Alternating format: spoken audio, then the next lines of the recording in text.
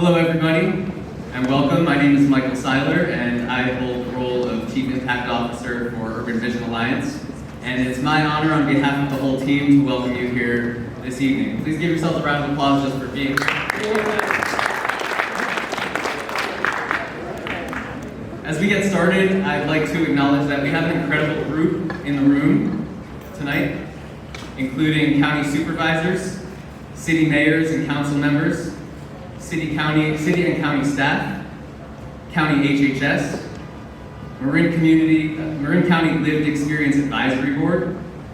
The county's top service providers are in the room, land trusts, community groups, and business professionals.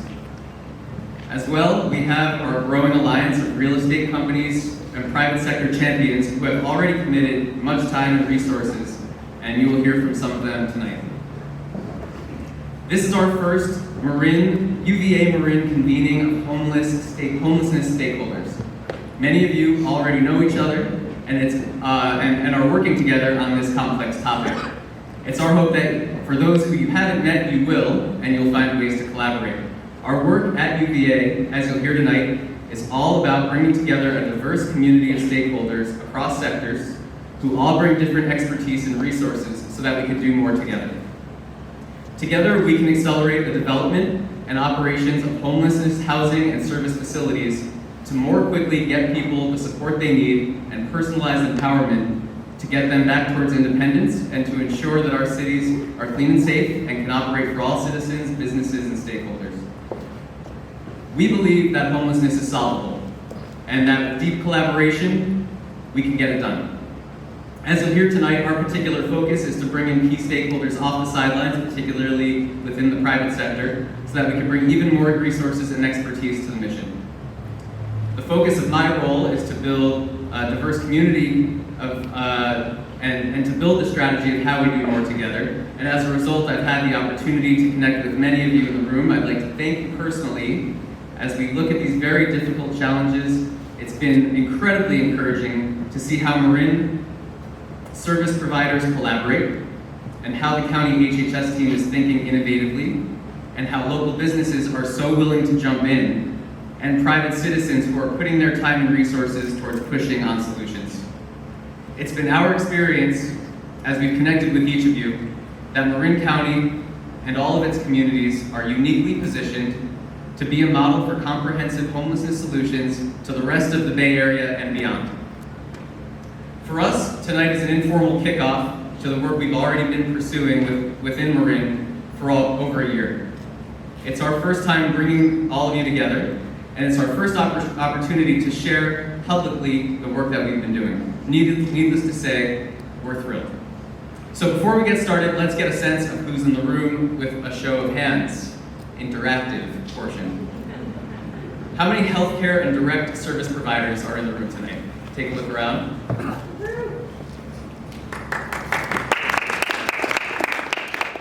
How many elected officials and city staff are in the room?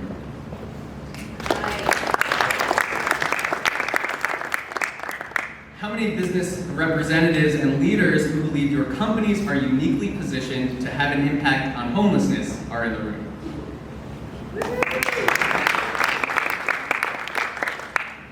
And how about private citizens who want to see Marin County solve these issues and believe that you and your networks can push things forward faster? If I've missed any groups, please let me know. Call it out. We've got everybody. In this room, we have a deep community of homelessness stakeholders with diverse resources and expertise who collectively can solve street homelessness in Marin County and create a model of care for the rest of the Bay Area. Raise your hands if you believe with that statement. All right, I'm glad that we are aligned on that. And for those who didn't raise your hand, please see me after. It's our intention that tonight kicks off an ongoing effort to bring more people and organizations into this community so that we can do more together across Marin County. And now it's my pleasure to introduce Urban Vision Alliance's co-founder and CEO, Gabriel Baldanucci.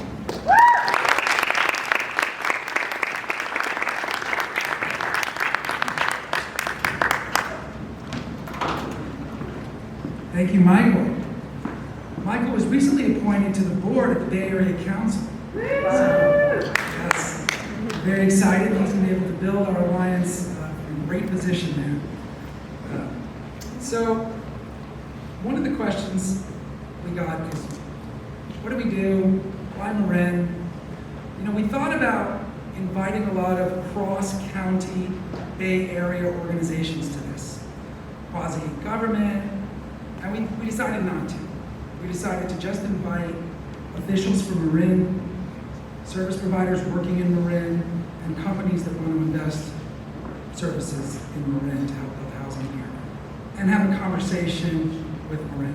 We intend to do these regularly, and we're going to broaden the scope of people from outside the county. We want to bring resources, but right now this is a chance to get to know each other better. We're going to be sticking around for half an hour afterwards, and we can do more Q&A and have informal discussions, and you're going to get to meet the team for this talk. Our mission is to help end street homelessness, and we would like to do that starting in Marin. And Michael explained that we believe it's a great place to start. We want to make Marin a model and case study for the rest of the country.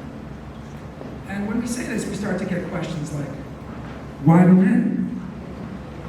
San Francisco has so many more resources, so does LA. It's just a small county.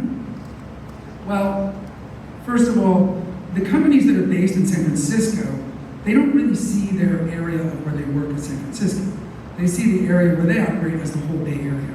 In fact, many of the CEOs from those San Francisco companies live in Marin. Surprise, surprise, as does their leadership. And they care about the quality of life here. The clients of many of those real estate organizations are projects in Marin. So we're able to bring in a lot of resources, and we have to think about Marin's resources and corporations as including all of San Francisco. Another thing that we hear is, well, Marin is very anti-housing. And so that may have historically been true, but we've also identified a group of people who care deeply about solving homelessness, whether it's because they're deeply compassionate or because they want Marin to be the best that it can be. In any case, you're going to meet one of those citizens tonight who's here to speak, and we know there are many more. There is an opportunity now to leverage people's hope, to leverage people's desire to solve homelessness. And what we find is that when people see everyone rowing in the same direction, when they see a common vision, then it can help overcome their reluctance to participate in homeless solutions. One thing I learned early on in this space is the only thing people hate more than homelessness are the solutions. So we all have to overcome that together. And I'd say that we believe that Marin has the talent, the expertise, the land, and it has the resources and capital. But most importantly, it's the culture of collaboration. We've spoken to a lot of cities, we've worked across cities, and Marin has the foundation, the prerequisite for the type of collaboration and cooperation that is required to pursue the type of strategy to really unlock the private sector. And we found that here. Is it perfect? No. Are there still tensions, cities, counties, otherwise? Yes, of course. But here, it's at an operating level that allows things to get done. And that's why we think Marin's a great place to work, and everyone we've met with has been collaborative, open-minded, and really interested in innovation, which is super important in this space. In fact, Marin County's had great progress. In 2017, the county and the service providers and the city got together, kind of reformed the system, and that's led to incredible results. The point-in-time count is actually down. The county and cities have put an incredible amount of resources, both during and post-pandemic, that have advanced the system. And with projects such as Room Key and Home Key, hundreds have received much-needed shelter and permanent housing. So we want to build on that, and we're going to talk about how we build on that. While you've been all doing this hard work, the reality is you've had one hand tied behind your backs. And you've had one hand tied behind your backs because the private sector has been sitting mostly on the sidelines, resigned to the fact that this is unsolvable. That's the narrative. We talk to companies all the time. We talk to $500 million foundations. And they say, quote, we don't put our money there because it's like throwing your money away. It's unsolvable. That's a narrative that has to change. And the question we have to ask is, why is that the narrative? How do we take a group that is frustrated, skeptical, and openly critical of almost every single initiative, to come and join the fight. But we do that by understanding what are the barriers to getting them inspired, to getting them excited, to getting them emotionally invested. And so we listen to them, and here's what they say. And just the messenger here, so don't kill me, but we have to think about whether it's true or not. This is the perception of the private sector.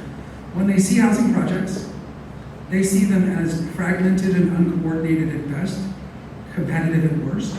They don't understand how each of them connects up to a larger plan to meet the point in time count.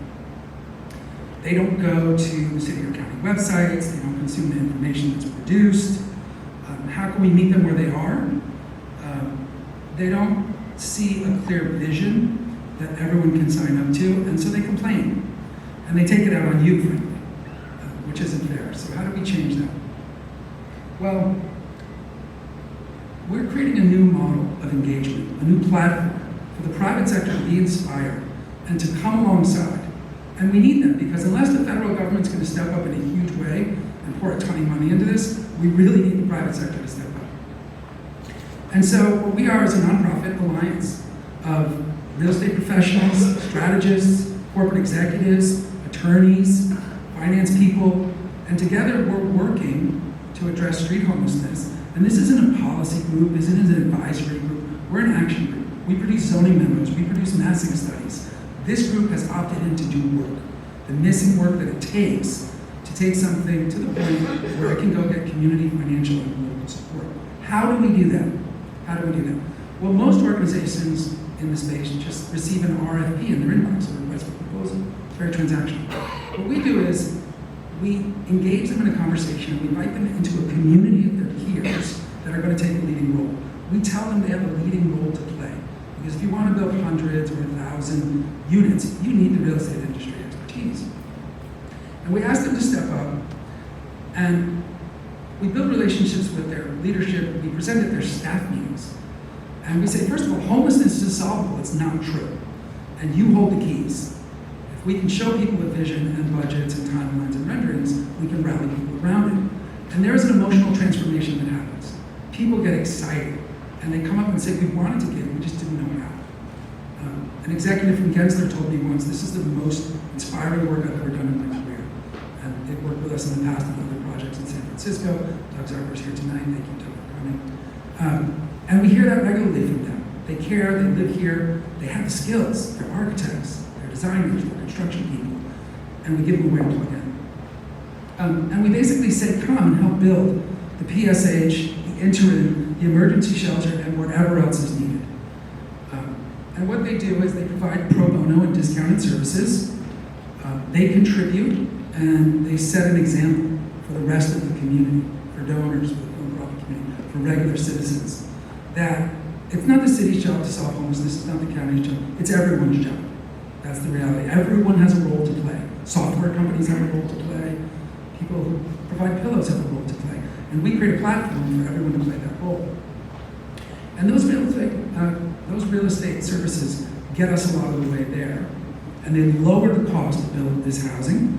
Now, it's not enough to build cheaper housing, all housing, but for street homelessness, it can get us, our target is a 30% decrease in the cost to develop street homelessness with an alliance. And it helps us move faster and better. Our organization prefers not to do the development, but we can. We have the capability if needed, if there's no one else to do it at a lower cost. We also bring in best practices from around the country. And you're going to hear from Scott Ackerson on our board today about examples from other cities. And we're out searching for innovative funding models and new financing sources. We're actually in conversations now with a fund from LA. It's a $190 million fund. And they are willing to fund 100% of construction costs here in Marin for projects, if we can make it work. And that's money that we're bringing in from outside the county in to create housing and some homelessness solutions here. Keith and I were also at a conference in Dallas, a national conference on homelessness, where we learned about Department of Transportation funding and other funding sources. And we believe we can increase philanthropy as well. So this work in particular breaks through a sticking point, which is we have a lot of lists in our housing element of land, but we don't know which ones are feasible. We have to do the environmental, the geo, the zoning. Who's going to do that work? Cities often don't have the budget. Those lists sit there. our alliance steps in and does a lot of this work. And when you hear about plans, they typically stop at a needs assessment. How many beds do we need for youth? How many do we need for seniors? And we do a lot of that work underneath that allows these projects to move into the housing pipeline and figure out what they need, what it'll cost, are they viable? And that's a critical missing role. We're going to enable all this collaboration with our platform. This is our prior version. We're building another version, and it's going to be coming out soon that we're going to be using from Marin, where everyone can see the projects, where everyone can contribute to them. And this is a way to understand the larger plan. How does it track against the point-in-time count? We can leverage the great publicly available county data that's already there and add to it project-specific data and additional functionality, so people can not only understand how each of these projects contribute, but they can track it, and most importantly, they can contribute to it. People want to feel like they're part of the team. They need a way to help move the needle, otherwise that frustration comes out in other ways. And we're going to use this to help drive resources to everyone. I'm going to skip this in the interest of time, and I'm going to say that to the city and county officials in the room, we're not trying to duplicate any existing systems or work that you're doing. We're trying to help get the message out about the work that you're doing.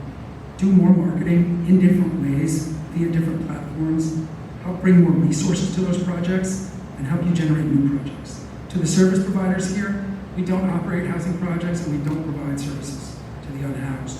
Instead, we're going to try to bring you valuable partnerships, more donors, and pro bono and discounted services to build more of the buildings that you need to do your work. And to the donors in the room, our platform will enable you to see how your donations in any one project or program in Marin connects to a larger portfolio of projects that ultimately solve this issue together. Our team you're going to hear from Keith tonight, you're going to hear from Scott, you already heard from Michael. I'd like to acknowledge my co-founder and our chief operating officer, Don Piper in the back, and our board member, Raj Agarwal, who's here tonight. Jason and Madeline couldn't be with us. At the end, please find our team, chat with them. Behind these people is a larger group of volunteers, and behind them is a group of organizations. These are just a few, and the real estate list is much longer. Keith is going to share it with you in a minute. But this isn't about us. It's about all these organizations. That's why we're called Urban Vision Alliance. And we really focus on the border of our team and the people in this room doing this work is pretty seamless. And that's what makes this culture work. And what we see in these companies is a culture shift from when is the city going to solve this, damn it, to what can our firm contribute, what can we all do together, and that spreads to citizens. That moves us from hopelessness to hope, and that's what we need. And so with that, I'm going to invite up my colleague, Keith Brown. Keith has been an architect and developer in the SF Bay area for over 40 years with extensive portfolio of work. He's currently focusing on homelessness. Lucky for us, he shifted his career here. We're very blessed to have him. Keith, doing work in this area, built some modular housing as part of Home Key 1 in Mountain View, and won an Urban Land Institute 2022 America Award for Excellence. In that project, he went from shovel to opening in 7 months, and he did it for $155,000 a key. And so Keith is pretty magical. He's brought a lot of his relationships to bear. And with that, help me, please join me in welcoming Keith Brown.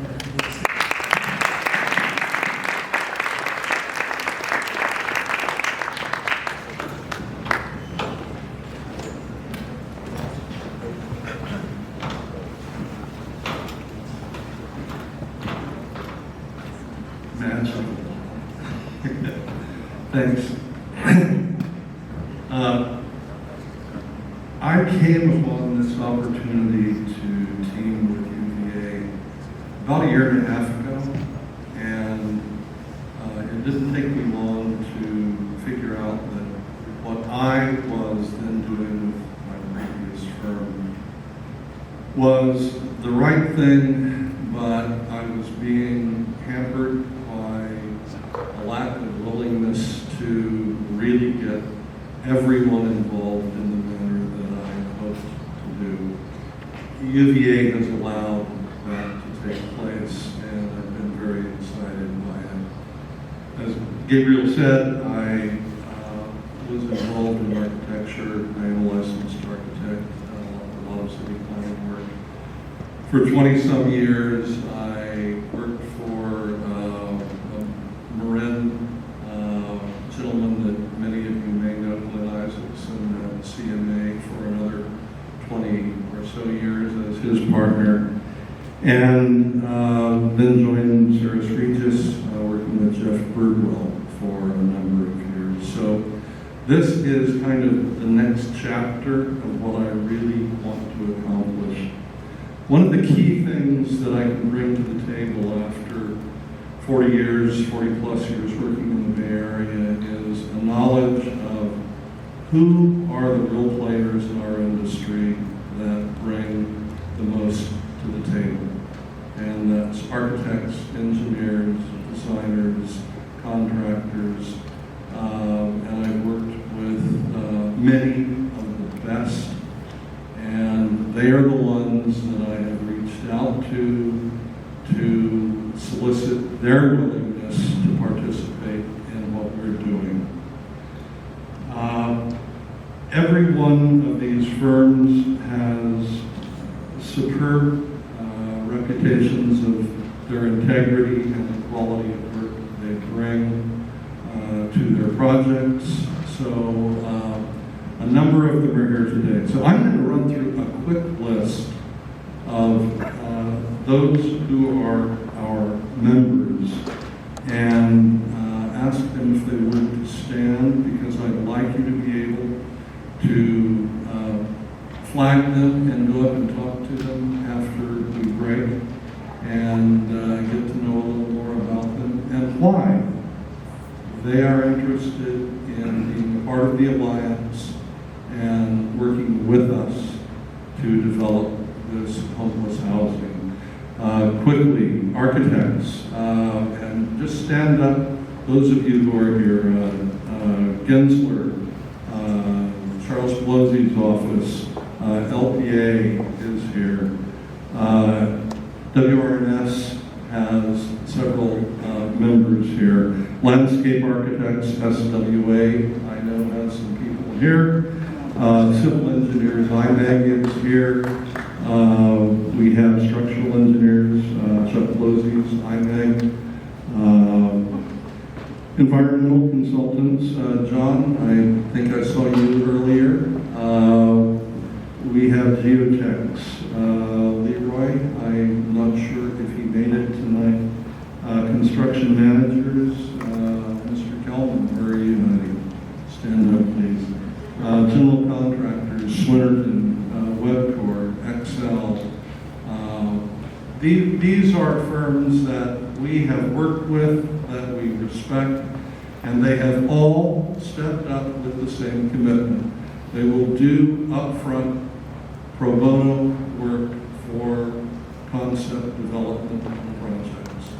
When it comes to implementation, they have all agreed to discounted fee rates for the implementation work. We believe we can save 20-30% on projects easily because of their generosity and willingness to work with us. So thank you all for what you bring to the table.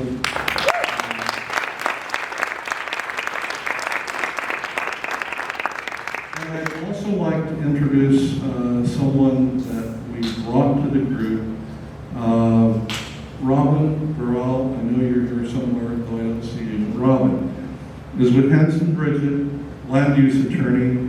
One of the key efforts that we have found over the years in projects of all types, but particularly where you're looking at homeless housing that looks for the most available land, isn't often the best land, and it really requires research. So, you know, we have Tilly here and Joey helping us with getting title reports and title analyses on the property. The land use attorney, Hanson Bridget, is the key to pulling all that and a lot of the geotech information and a lot of the environmental information together. So, Robin, if you could come up and say a few words, we'd appreciate it.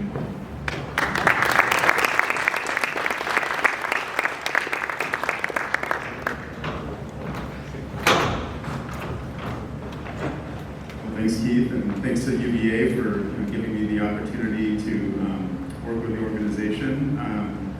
Hanson Bridge is probably one of the newer partners to UVA, but as I met with Keith several months ago and learned about UVA's vision, it seemed like a real natural fit for Hanson Bridget and the work we do and our firm culture. We've been really deeply involved in the Bay Area and the North Bay for decades, and in addition to the obvious of advancing business interests and client concerns, our commitment to service has always been just really wired into our DNA.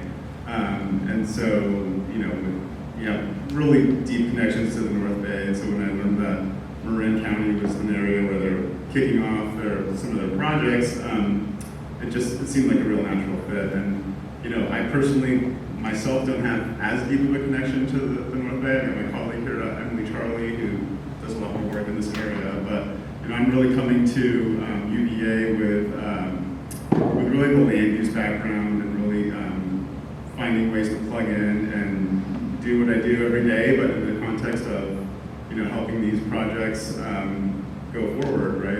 It's in my role as a land use attorney, the things that I love the most are really digging into the challenging issues, and it's I think homelessness is definitely one of those ones where as Gabriel and others have mentioned, it's no one agency, one jurisdiction, or one group is going to solve the problem. It really has to be through regional collaboration and everyone sort of chipping in. And so like when it comes to land use due diligence or making sure you can avoid an environmental landmine or something that will just really cause major headaches down the road, that's the role that attorneys can play, is to really manage the risk and to help projects get through the myriad of issues that can arise when you're trying to get approvals. And so that's what I enjoy doing, and being able to bring Hanson Bridget as a ally. We're really looking forward to working with UVA in the future. So it's been a great beginning to the relationship. So very much appreciative of the opportunity, and look forward to working with UVA.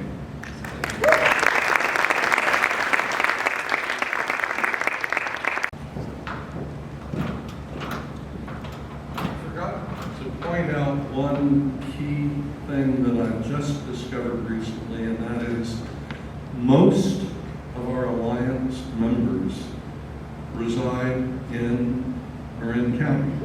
So by sheer coincidence, I didn't hire them for that reason, but I absolutely am pleased to know how many of you really hold Marin County close to your hearts. With that, again, one more round of applause. Thank you all in the Alliance.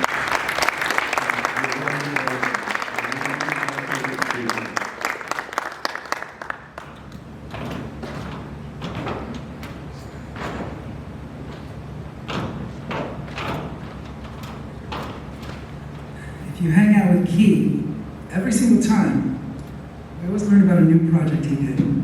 It's like, oh, Culinary Institute of America, I did that. Oh, that building over there, I did that. It's going on a year now, and you're still surprised us with new projects. So let me introduce our next partner. This was Robin, and thank you, Robin. We deeply appreciate your guys' participation in the Alliance. Scott Ackerson is a board member and our homelessness expert. Scott is a licensed master of social work with over 35 years of experience in direct practice, community and program development, teaching, and consulting. Scott was formerly the VP of Strategic Relations at Haven for Hope in San Antonio, Texas, where he oversaw partner relations, program redesign, and community system redesign. Scott is currently the director of the Social Impact Studio at West East Design Group, where he consults across the United States on large-scale homelessness solutions and community system redesign work. And I'll add to that, I think Scott is one of the nation's experts on large-scale, multi-stakeholder collaborations for homelessness, and one of the nation's experts on integrating services together. We're honored as part of our team. Please join me in welcoming Scott Ackerson.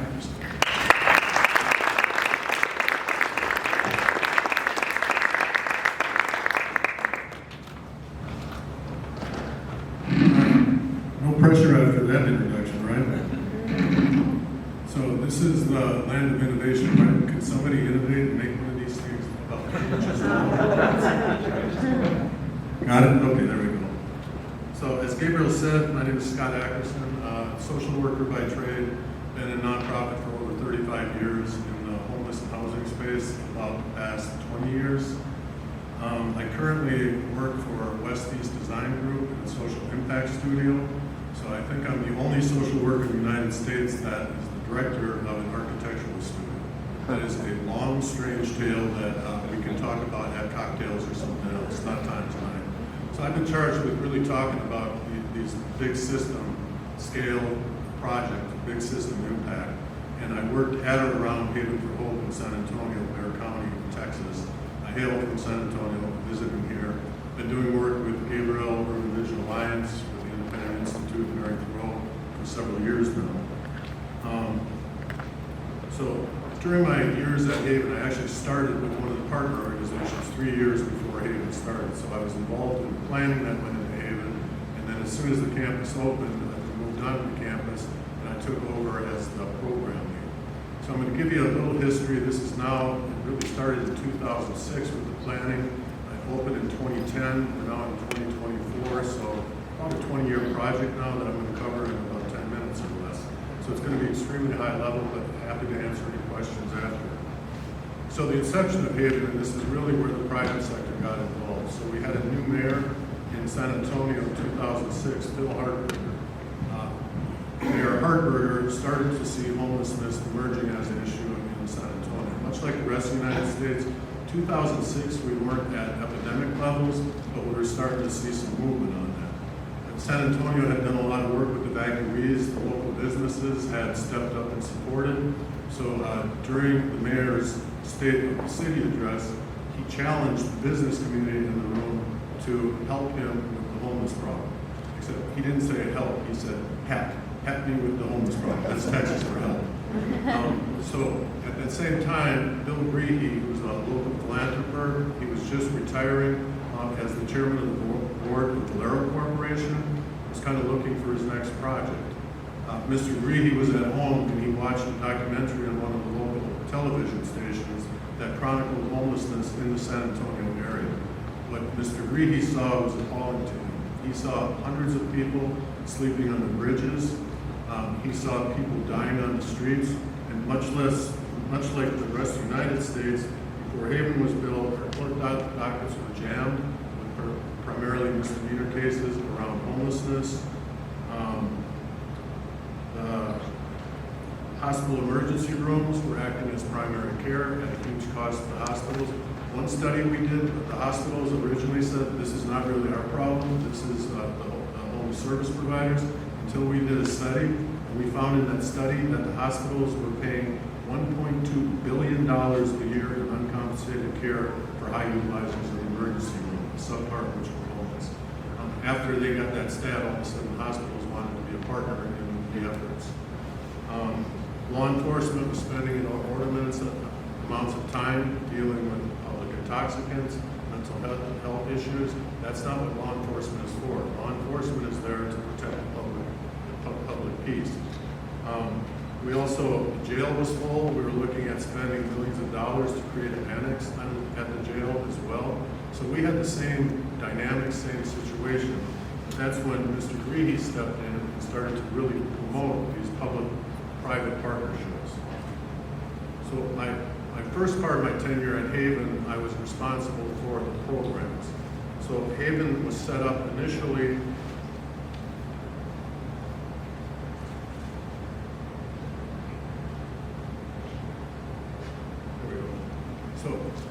Haven was set up, the programs there were very much behavior modification. So we had one-size-fits-all programming for everybody.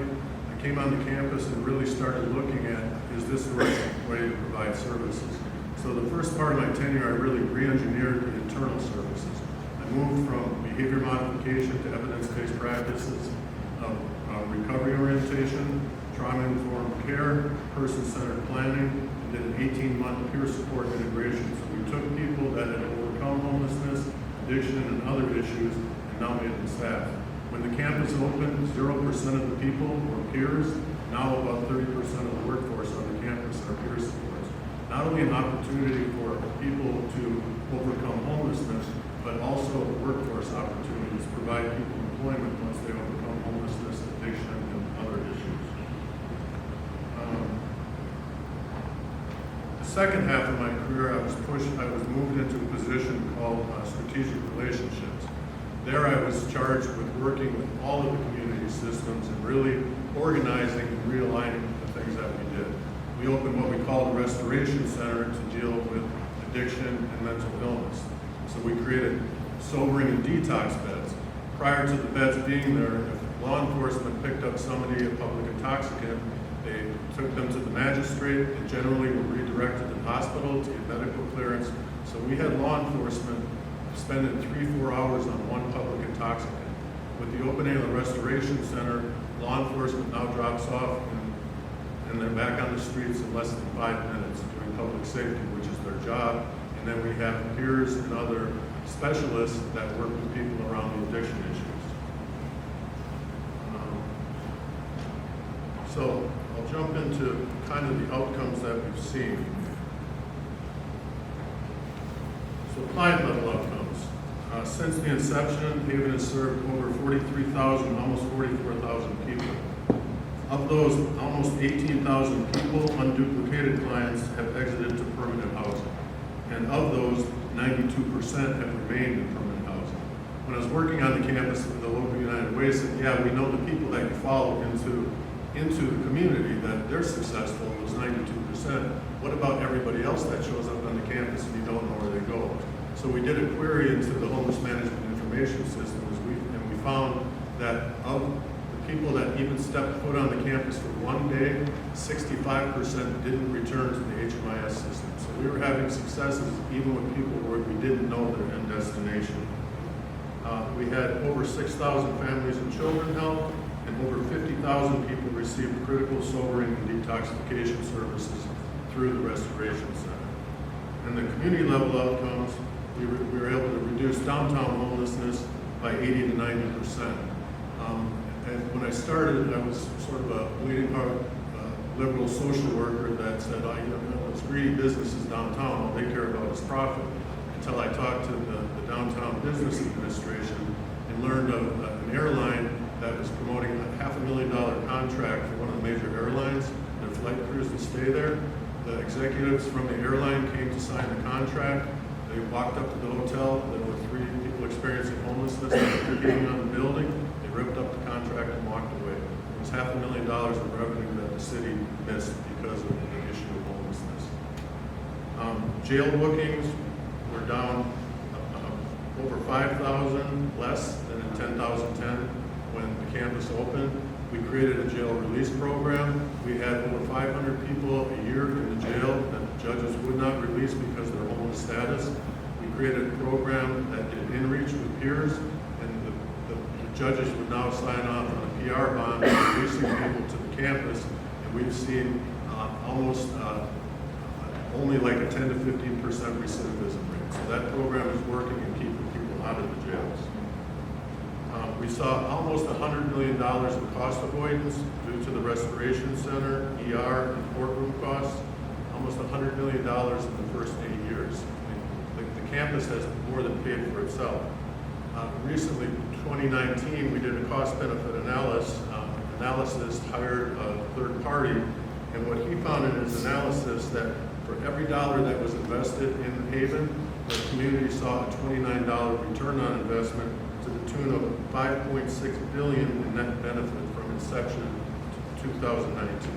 So this is not just good for people experiencing homelessness and really a way that we treat our unhoused neighbors. This is also good for business. It's good for communities. And other large-scale collaboration lessons learned. I actually, Dawn whittled my list down. I had like 3 pages of this because we had a lot of lessons learned.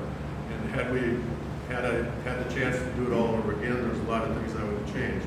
One of the things, homelessness is not a homogeneous phenomenon. Too often we have a one-size-fits-all intervention And federal policy is housing first. It's a one-size-fits-all intervention. We can't rely on one-size-fits-all intervention. Homelessness is not a homogeneous phenomenon. People become homeless because of finances, addiction, divorce, medical issues. We can't treat everybody the same. We have to have interventions that are catered to the individual and their particular situation. Public-private partnerships are required. Too often we've relied on government and nonprofits to be the solution. If that was the solution, homelessness would have been solved 15 to 20 years ago. Homelessness has not been solved because we're not taking the right approach in doing it. Integration across systems must include practice programs, evidence-based practice of trauma-informed care. People experiencing homelessness, once studies, females experiencing homelessness, over 90% have been victims of violence. One study, 65% of females experiencing homelessness were sexually abused before their 5th birthday.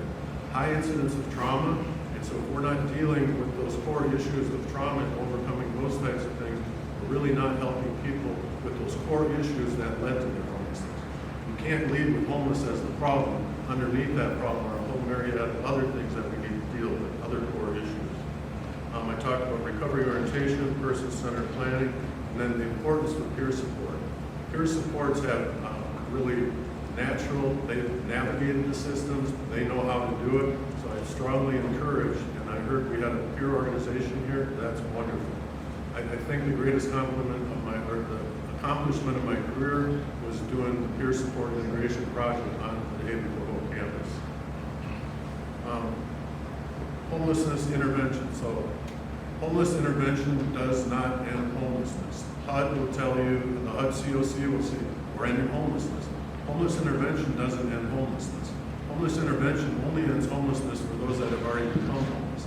If we're not working upstream with access to affordable housing and sort of stopping the spigot, then we're not going to end homelessness. We can build all the intervention systems we want, but more and more people are going to come into homelessness unless we start getting upstream with the development of affordable housing on the front end, and on the back end, the development of affordable housing and permanent supportive housing. Other thing I've learned, so Haven was designed as congregate shelter. Congregate shelter is not effective for people experiencing homelessness. The high incidence of trauma, can you imagine sleeping with 400 other people that are homeless, which is traumatic in itself, potentially mental illness, addiction, domestic violence, and all those types of things. Your fight and flight reflex never lets down, so you're not going to heal in those types of environments. So in the architectural studio that I work now, we put our flag in the sand, we only will do non-congregate shelter. The other thing that we've learned is we can't just build emergency shelters and expect that to be enough. So the projects we're working on now are combinations of not only the emergency shelter beds, but also on the campuses are affordable housing, permanent supportive housing. We're working in a project in Kansas where the regional mental health hospital is going to be sited there. Healthy healing spaces need to be developed. You know, too often we talk about communities, we're going to build a new museum or we're going to build a new library. How many times do you hear people say, I have an idea, let's repurpose that old crappy building down the street for the new museum? You never hear it, right? Oftentimes when we're talking about facilities for people experiencing homelessness, that's the first conversation we have. Find a crappy building, stick people a bunch of beds in it, we have an emergency shelter. That's not effective and that's not healing for people. It's not dignified. We wouldn't want that for our families. Why do we accept that for our unhoused neighbors? Then I'm going to just end with the large-scale public-private collaboration we're working on right now in Wichita, Kansas. So this is a concept design for the campus I kind of just talked about. The regional mental health hospital has already been staged through the state legislature. We've got momentum to build affordable housing, permanent supportive housing. There's a child care acceleration grant. This area of town is really a child care desert, so we're going to be looking at building a child care center, a federally qualified health care center, because again, it's a health care desert in this area. So really looking at the needs of the community and catering intervention to that. With that, I think I'm out of time, so I'm going to turn it back over to Gabriel. Thank you for your time and attention.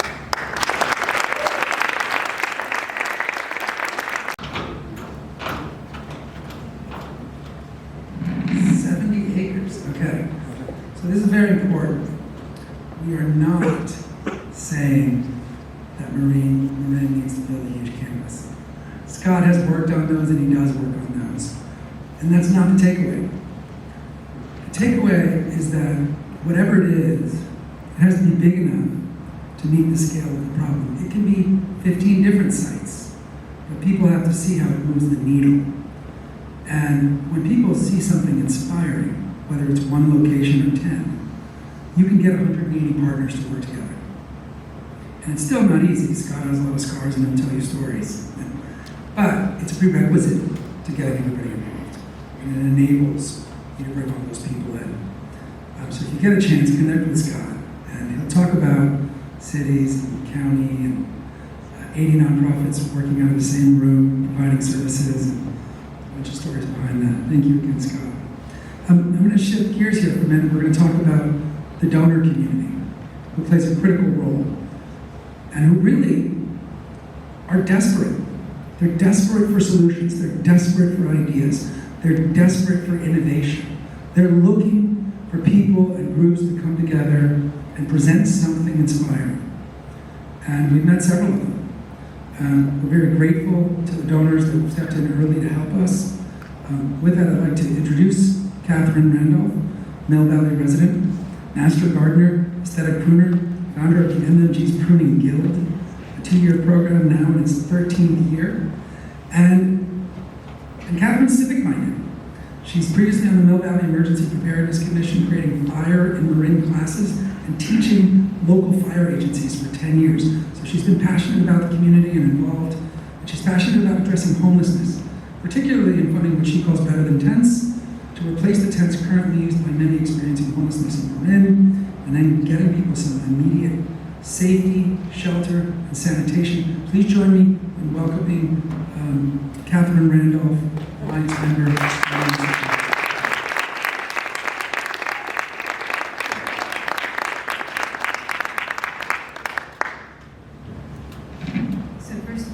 Can you hear me? Yes. So first of all, let me be clear, I did not teach the fire departments. I taught residents with the fire departments. Make sure I'm in the right place there. So about 6 months ago, I began researching the possibility of developing some kind of interim housing for the homeless encampments around the county. I met with many of you who are here tonight, getting to know more about the issue, its causes, and possible solutions. Everyone I met was wonderful and committed, and some great projects have already been completed here, including Homeward Bound's amazing Jonathan's Place, which opened in 2022, providing shelter for 40 adults and permanent supportive housing for 32, at a cost of $19 million. The Casa Buena, which is a Homeward Bound project with Project Pumpkin in Puerto Madeiras, provided 18 units of permanent supportive housing. 251 South Alicio was an Episcopal Community Services and Marin County project providing 50 units.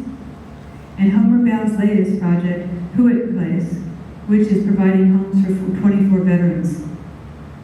Homeward Bound is also working on their next project, Sweeney Place, which will provide workforce housing for 26 units, opening by the end of the year. The cost of these last 2 Homeward Bound projects will be a total of $36 million. Government funding will provide $25 million, $5 million will come from grants, and a final $5 million from donations. They still need $600,000 in donations to complete funding. The City of San Rafael has a 55 household building in the works on 4th Street, but it will be years out. Mill Valley has the 45-unit Hamilton project in process with EAH, but again, it is years out. So these are all amazing projects, and they were expensive, took a long time to develop, only housed a small number of the homeless, and they are not enough to meet the increasing need. And no one I spoke to had any good ideas about short-term interim housing for those currently on the streets. I was stumped about how to make something happen.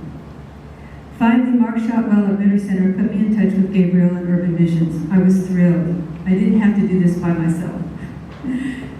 Here are people who are experienced and have a deep passion about finding solutions.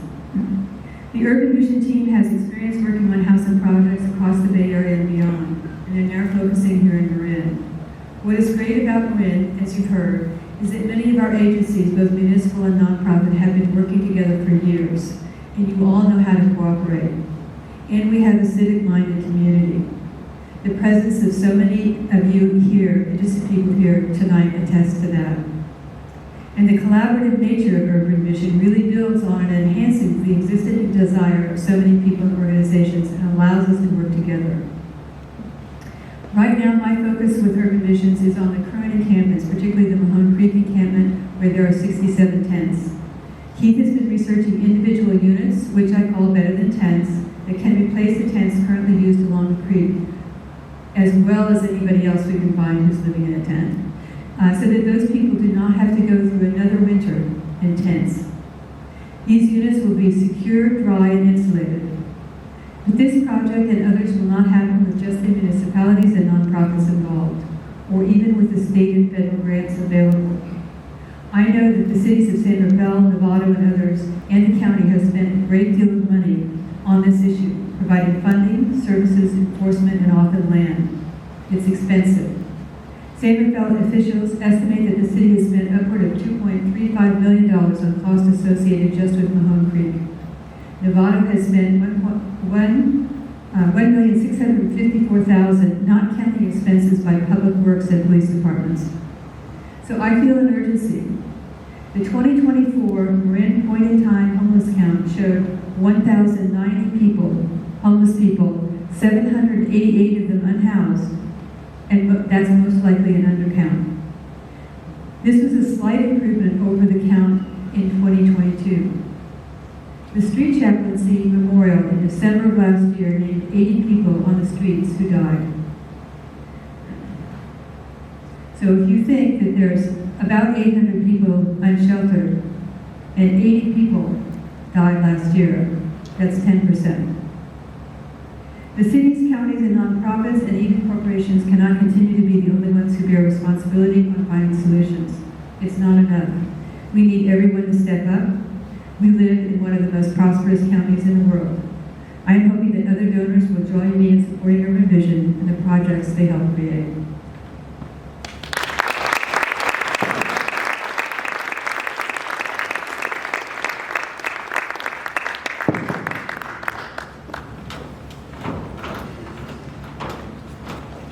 Thank you, Catherine.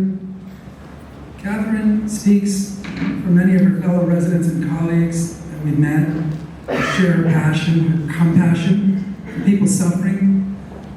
And today you heard about a 70-acre project that's going to take a long time, and then you heard about the need for interim tiny shelters that are needed now before this winter. And the truth is, we have to look at all these things. We're not here to tell you what's right for your city or your district. We're here to work with you and bring in a team of compassionate people to help you figure that out. But with a goal, which is to end street homelessness. And have Marin do it in an innovative way, in a collaborative way, set a standard. Why not Marin? Why not Marin? That's the question. So you're going to get this presentation. We're going to send out some FAQs. We hope to collaborate and work with all of you. I do have to thank my wife, Barbara, who's here because she lets me spend all of my free time on this, including weekends. Thank you.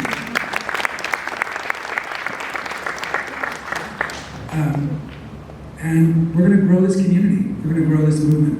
There's enough people who care, who feel passionate, who've been waiting for an opportunity to work together. We're going to do more of these events, and we're going to bring in more speakers, more best practices, more examples from across the country, and hopefully more financing mechanisms so we can get some more of those dollars and help people. Thank you all for your time, for your attention. Stick around for another half hour. There's plenty of food in the back. And thank you to all of our speakers as well.